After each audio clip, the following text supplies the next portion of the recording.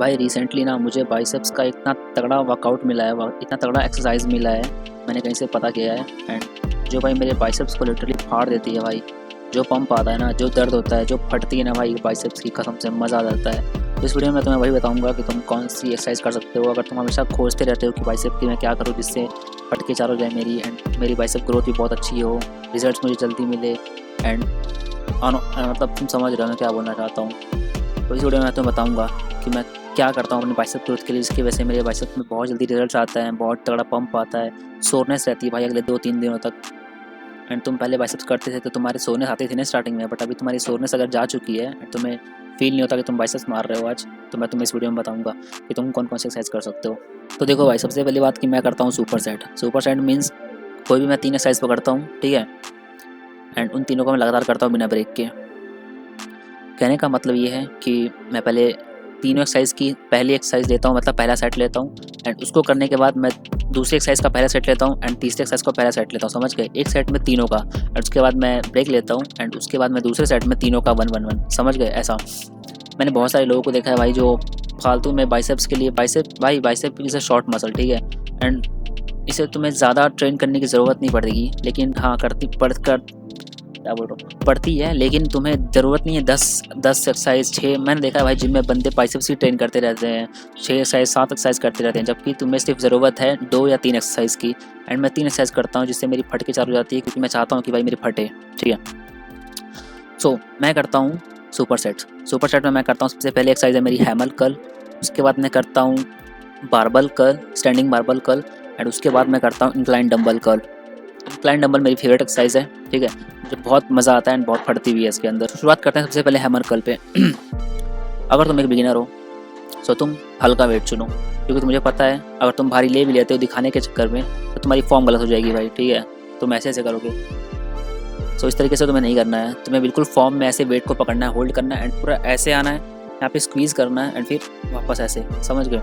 इस तरीके से। एंड मैं करता हूँ 10 kg से, ताकि मैं ज़्यादा वेट से ज़्यादा रैप्स निकाल सकूँ। ज़्यादा रैप्स करने का मतलब है मेरा 10 से 15 रैप्स, एंड मैं 12 रैप्स तक निकाल लेता हूँ 10 kg से। तो स्टार्टिंग में यही से करता हूँ। हैमर कर्ल में सबसे पहले सेट में मैं मारता हूँ हैमर कर्ल, एंड उसके बाद उसके मैं करता हूँ 10-12 रैप्स मैक्सिमम, फेलियर तक। हमेशा फेलियर हिट करता हूँ मैं, ठीक है, तुम भी फेलियर हिट किया करो। 12 रैप्स मारता हूँ, उसके बाद तुरंत बिना टाइम वेस्ट किए 1 से 2 सेकंड में मैं पहुँच जाता हूँ कहाँ, स्टैंडिंग बारबल कर्ल पे।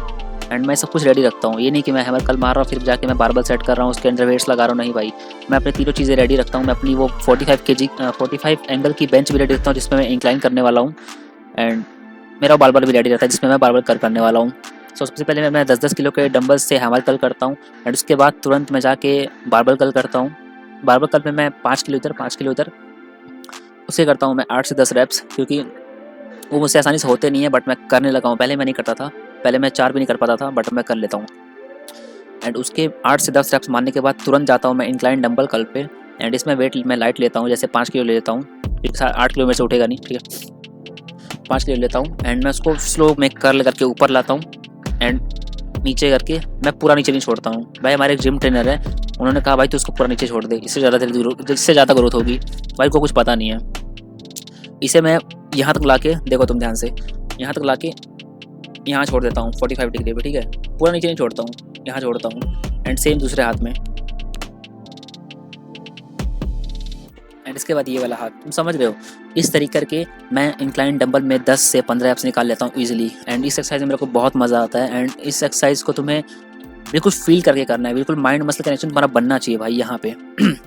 वो पूरा फील करना है कि हाँ तुम ऐसे कर रहे हो, पूरा स्क्वीज कर रहे हो, दबा रहे हो बाइसेप, तुम्हारा बाइसेप पंप हो रहा है, एंड उसके बाद तुम नीचे ला रहे हो, सेम ऐसे करना है तुम्हें, ठीक है। इसको तुम करोगे 10 से 15 रैप्स, वो भी लाइट वेट से, मतलब 5 kg या 7.5 kg से, एंड उसके बाद ये तुम्हारा हो जाएगा कंप्लीट 1 सेट। इसके बाद तुम ले सकते हो रेस्ट, एंड रेस्ट तुम्हारा रहेगा कम से कम 1 मिनट या फिर 1.5 मिनट का, एंड उसके बाद अगेन तुम आ जाओगे हैमर कर्ल पे, फिर से तुम 10 से 15 रैप्स निकालोगे, एंड उसके बाद तुम आओगे बारबल कर्ल पे, एंड फिर से तुम निकालोगे उसमें 8 से 10 रैप्स, एंड इसके बाद तुम अगेन आ जाओगे इंक्लाइन डंबल कर्ल पे, एंड इसमें भी तुम निकालोगे 10 से 15 रैप्स।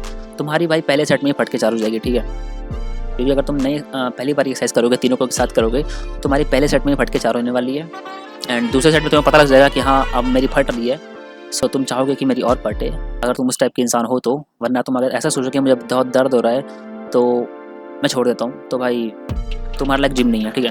तुम जिम में ज़्यादा देर तक सर्वाइव नहीं कर पाओगे अगर तुम ये सोचते हो कि मुझे दर्द हो रहा है, मुझे छोड़ देना चाहिए।